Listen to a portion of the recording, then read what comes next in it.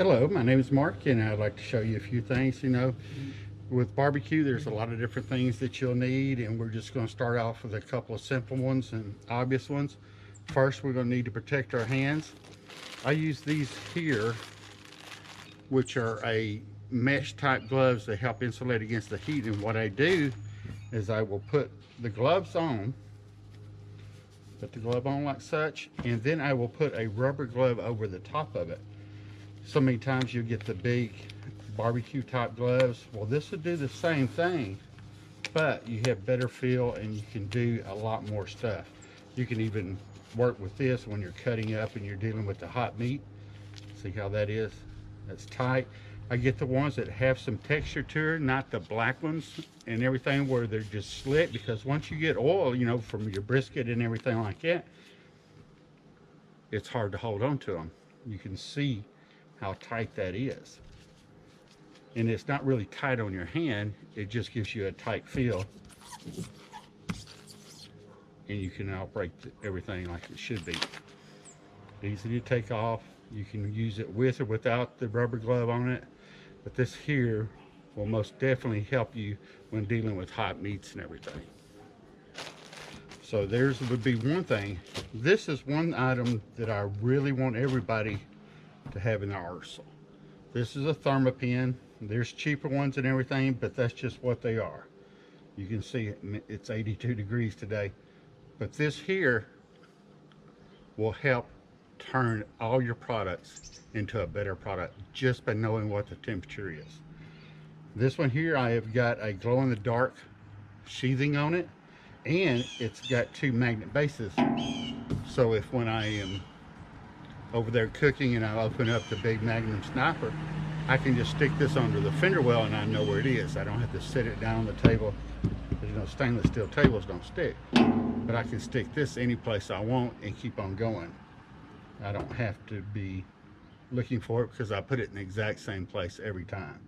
So you can see, and this helps protect this also. It gives you more grip to it because the hard plastic, sometimes it gets slippery. So that is another item. One of the items is so many people buy the little bitty, or the little jars of seasoning. Well, I like to buy them in a bag, and I like the bag like this. And what I do to use these is I have two different pieces. I have this one here, and then I have an old-fashioned Parmesan cheese or whatever you want. Just fill it up with what you need. And then the other part here, I have a vacuum sealer. And I'll put this in the vacuum. I'll either divide it up and put it into smaller bags because I know that's all I'm going to need, and I won't be opening up it. And I'll keep this in a dark place. I won't let it get hot. I don't keep it on the camp table or someplace it shouldn't be, and I don't put it in the refrigerator. I put these in a dark place, cool place, and I vacuum seal them. Another deal is this is dehydrated, and sometimes it's better once you put them on your meat and everything, instead of it sucking the juice out of the meat, is to take a squirt bottle and spray it down so that you get the first initial breakdown of the seasonings into the meat without having to pull so much moisture out of the meat. And it's just a little bitty things that will make the difference in a cook. But just the very basics. You need your seasoning. Get you a couple of them. This is a Kimbrough, and then this is one I just picked up at a food supply place, a restaurant supply. And this will have everything that they'll have everything you'll need there, and we'll get into knives and everything in another episode. And then this here is your protection. Always use rubber gloves. There's two things you want to do though. Even though you're using rubber gloves, they still can cross-contaminate from beef and chicken. So don't get into the habit of using one pair of gloves. These things are cheap.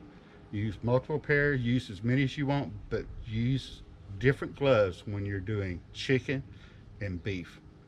Beef and pork are not so bad, but do not handle raw chicken and then go and grab your brisket and start doing something with it. Do not do that. That's bad news. Second thing is that so many people forget about it. Well, when you're sitting there and you're probing your chicken and it's not done and it's, below temperature, that's raw chicken. Don't take your chicken out and then go check it. You check your brisket. Make sure you clean this before you go to the next step. Chicken is the one that you have to be 100% protected on. So make sure you clean the needle, this part here, before you go to sticking it into another piece of meat. Don't cross-contaminate by sticking raw chicken into side of your brisket or anything, especially if the brisket's already been cooked and it's sitting there cooling off, and you're checking your temperature out as it comes down so you know when to serve it, and you've got your chicken out there cooking. Don't be using this, because that brisket is not going to come back up to temperature, and it'll be a situation where you're actually just putting raw chicken on top of your brisket. So make sure, simple things, but the simple things need to be said more than any. I do appreciate it. Please comment, have any comments, or if you have any questions, please put them at the bottom, put them in the comment section, and subscribe. There's going to be more to come. This is just the first step, and what will be many more. I do appreciate it, and y'all have a great day.